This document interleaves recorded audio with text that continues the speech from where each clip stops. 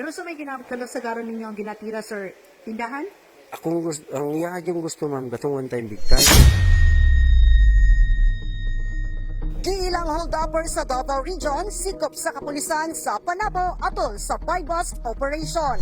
Niadtong Hulyo 23, 2025 sa alas 11:06 sa kagabihon, nakuha kay alias Nol, 42 anyos, minyo ug usa ka water vendor nga residente sa Purok 9, Bukana, Piapi, Barangay 31-D, Davao City. Ang 8 gramos nga gituhuang shabu nga adunay gibana-bana ang presyo nga mo kantidad og 54,400 pesos ug nakuhaan kini og usa ka unit sa 45 caliber pistol sa Purok 5, Barangay Southern Davao, Panabo City, Davao del Norte. Na ako'y kailan ma'am, gatong kauban ako diri. Nga mga kauban ako sa kung ilang mga kabuang na trabaho. Sa buwan na ito ba yan? May mga complainants sa inyo, sir, sa inyo, sir, ninyo nga nain mga nag-complain sa inyo kabahin sa panuhis. Mga ilang po nilang pasensya. Labo na itong kauban ako na pataka raw tira, maski ang dili na maayo. Ako siyang ginapatlong na ayaw na. Hapitong judo, kaya ako yung barilon. Mga anak.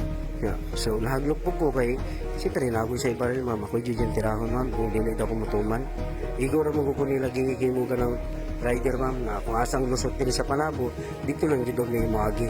So, grupo po, sir. O, grupo niyo, ma'am. Dugang pa ni alias Nol nga doon na pa sila'y mga kauban nga wala pa nasikop nga taga Panabo City. So, di ba ang inyo nga ginahimo, sir, na pagpamaligya? So, okay na ba ninyo dito? Dili, ma'am. Bago lang yun ko, ma'am. Kuhan pa lang kaadlaw ko, ma'am. 17 pa lang kaadlaw ko.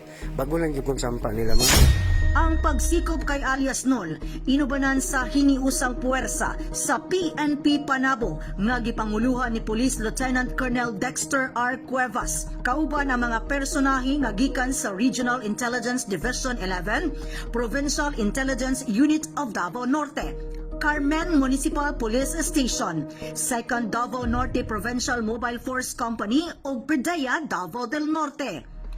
Yes, doon na mga nag-adto ng mga complainant niadto diri sa atong buhatan o gani positively identified nila nga kining nabalog dia sa atong bilingguan karon isa ni sa mga nanulis nila.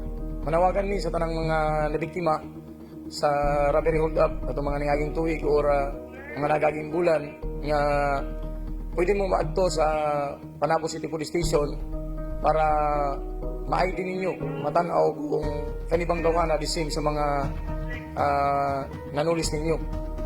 From Davao, Carmen, Panabo, Tagum City. Isa sa cohort ni alias Nol is nakaroon sa San Pedro Police Station sa Davao City. Base usab sa kuha sa CCTV footage na identify sa kapulisan si alias Nol nga maoy nanguna sa pagpanulis sa syudad sa Panabo. Nagpahimangno si Police Lieutenant Colonel Cuevas nga magtinabangay kung galing aduna pay mga kuha sa CCTV footage kabahin sa mga pagpanulis aron masugpo ang mga grupo nga adunay susama nga buhat sa sospetsado.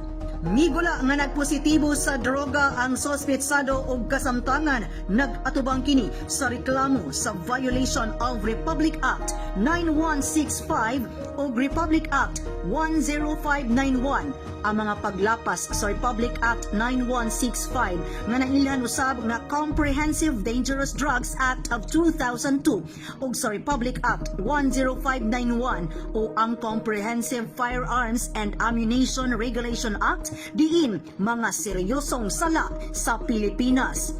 Ang Republic Act 9165 naglangkob sa mga iligal nga kalihukan may kalabot sa droga sama sa pagpanag-iya, pagbaligya ug paggamit sa delikadong mga droga. Samtang ang Republic Act 10591 nagtudlo sa tukmang pagpanag-iya, paggamit ug pagdumala sa armas ug bala. Sa kasamtangan, tanggong na sa kapulisan si alias Nol.